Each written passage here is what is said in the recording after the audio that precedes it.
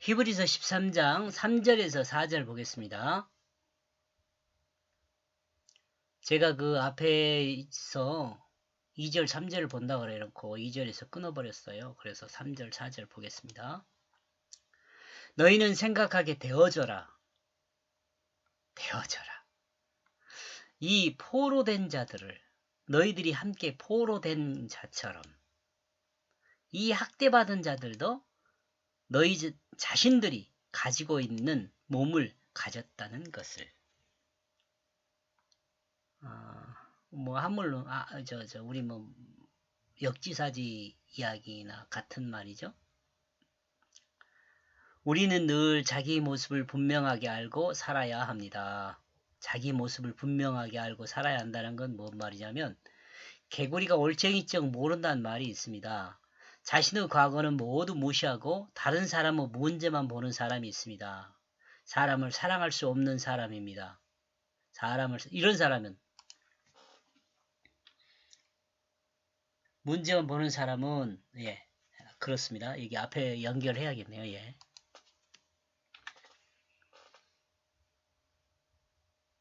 다른 사람의 문제만 보는 사람은 사람을 사랑할 수 없는 사람입니다.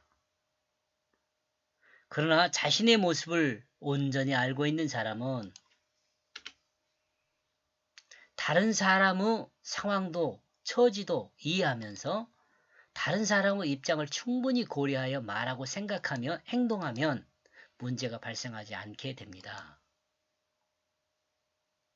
다른 사람의 마음에 상처를 주지 않는 것이죠.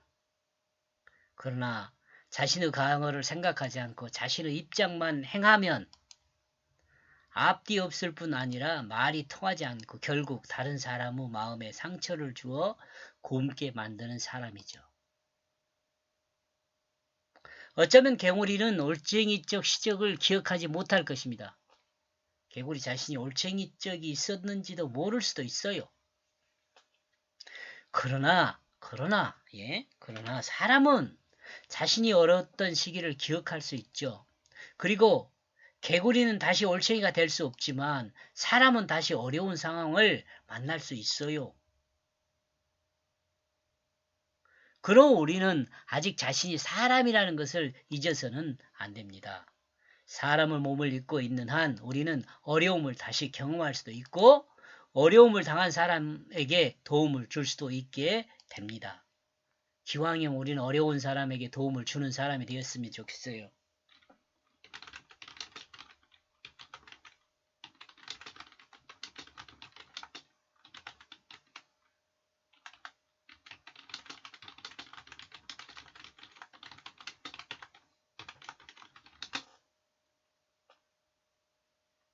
하나님은 이러므로 사람에게 말하기를 너희는 아직 사람이다. 늘 이것을 행하며 살아야 할 것이라고 말하고 있습니다. 자,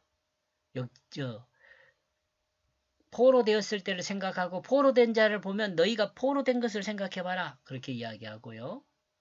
학대받은 자들도 너희 자신들이 가지고 있는 몸을 가졌다는 것을 생각해. 너하고 똑같은 사람이다. 라는 것을 생각하라는 거죠. 4절 모든 사람의 혼인은 명예로운 것이다. 가치를 높이는 것이죠. 가치를 높이는 거예요. 명예는 가치를 높이는 것이죠. 그러므로 이 침상을 성적 욕심 때문에 더럽게 하면 안 된다. 그리고 간음한 자들은 그 하나님이 심판할 것이다. 요 말 한번 더 하는 거잖아요. 침상을 성적 욕심 때문에 더럽히지 말라 이런 말도 있지만은 돈 때문에 다른 사람의 성적 욕심을 이용하지 말라 이런 말도 있어요. 사람이 결혼하여 가정을 이루는 것은 하나님이 정한 귀한 것이며 거룩한 것입니다. 또 명예로운 것이에요. 여러분, 결혼하면은요, 자신의 가치를 높이는 것이에요.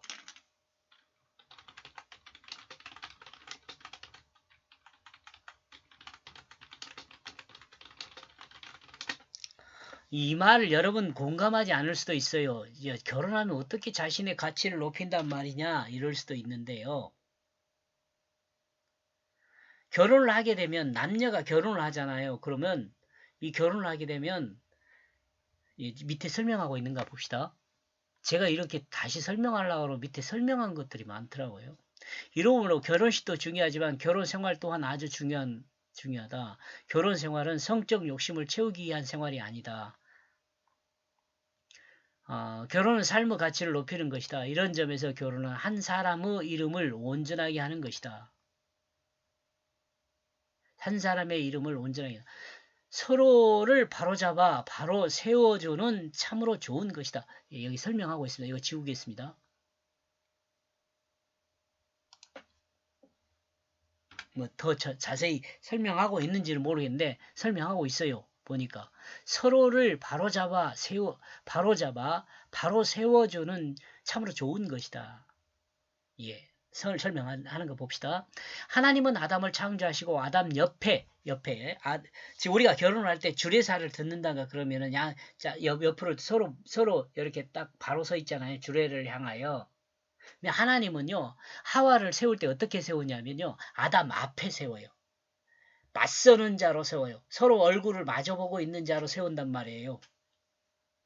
아담 앞에 옆에 세우는 것이 아니고. 아담과 하와는 이렇게 서로 얼굴을 대면함으로 서로 사랑하고 또한 서로 부족한 부분을 분명하게 알아 지적해 가면서 제 말 이해하겠죠? 서로 마주보고 사랑도 하지만은 서로의 부족한 부분을 분명하게 알아 지적해 가면서 앞에서 보니까 정확히 볼 수 있죠. 서로를 온전하게 세워가는 동반자로 있게 했습니다. 그러니까요. 남녀가 결혼해가지고 서로 성격차로 뭐 이혼한다 이런 말 하잖아요. 생각은 틀리다는 말 아니에요. 그거 말이 안 되는 거예요. 왜냐하면 남녀가 결혼하는 것은요. 생각이 당연히 틀리죠. 결혼한 대상이 남자도 아니고 여잔데 또는 여자도 아니고 남자인데 당연히 생각하는 것이 틀리죠. 그리고 나보다 더 나를 자세히 볼 수 있는 사람이 남편이고 아내예요. 그러니까 나보다 나를 더 장확하게 보고 나를 지적해 줄 사람은 누구예요? 아내이며 남편이에요. 지적한 거 잘 듣고 그거 고쳐야 돼요. 나를 사랑하는 사람이 나에게 문제가 있다고 지적하는데 그걸 안 고치면 나만 손해죠.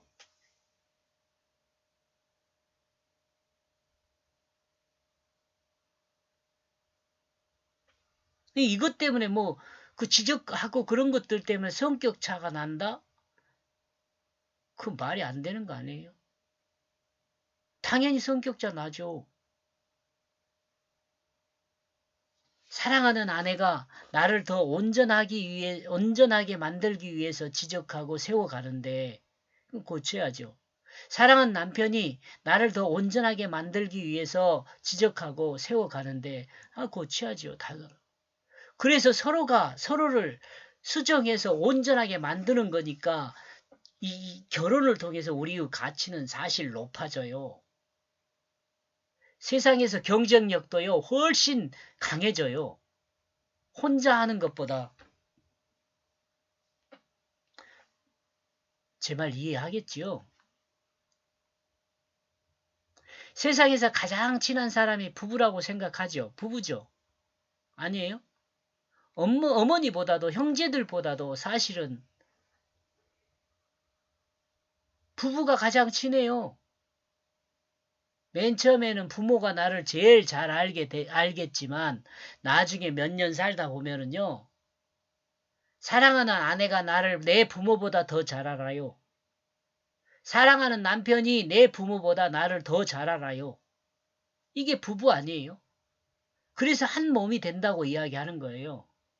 몸뚱이가 하나 된다는 것이 아니라 생각이 같은 방향을 향하게 돼요. 온전함으로.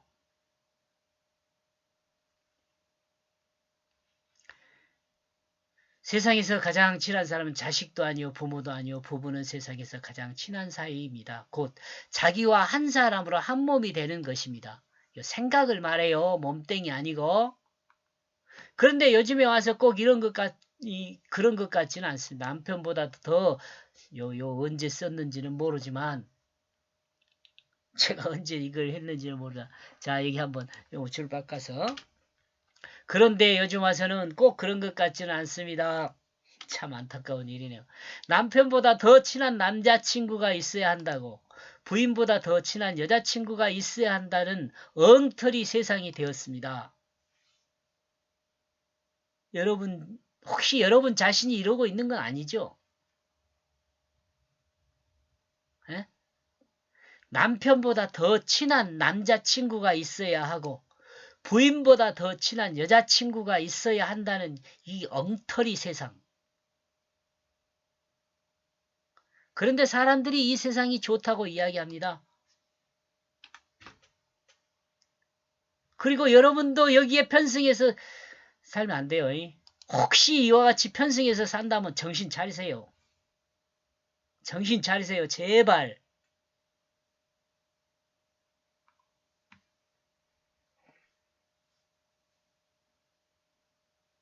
한 남자가 이혼하지 않고 별거 중인데 소주방에서 아주머니를 만났습니다.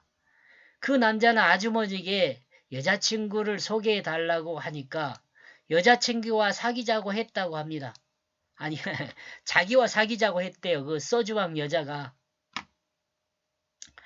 둘은 서로 전화를 서로 주고받았고, 둘은 가끔 서로 친구로 만난다고 합니다. 좋을 것 같죠? 악의 구렁텅이에요, 여기가. 남자 얘기를 듣고 있으면 세상이 싫어집니다. 저 같은 사람은 또라이인가 봐요.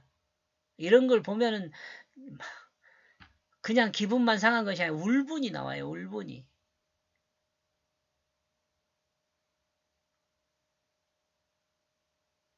배가 능력이 없으니까 그냥 가서 어떻게 할 수도 없고, 힘이 없으니까 어떻게 할 수도 없고.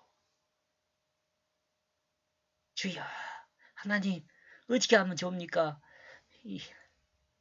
그리고 사람들이 싫어집니다. 사람들이 싫어지더라고. 목사가 사람이 싫어지면 안 되잖아요. 아마 제가 목회를 하는 건 실패한 것도 이런 것이 아닌가 생각을 하네요. 하나님처럼 우리를 보면서 구원의 대상으로 봐야 하는데 악의 구렁텅이로 보이니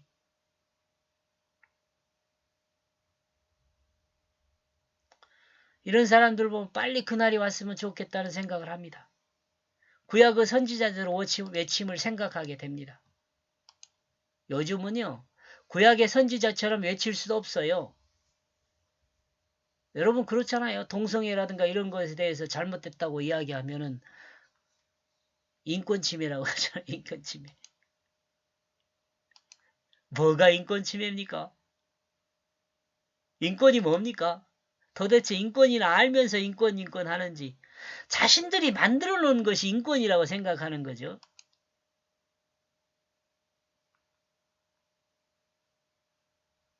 하나님의 복음을 전해야 할 사람이 저 같은 사람이 참으로 안타까운 세상을 보고 있습니다. 여기까지 보겠습니다. 고맙습니다.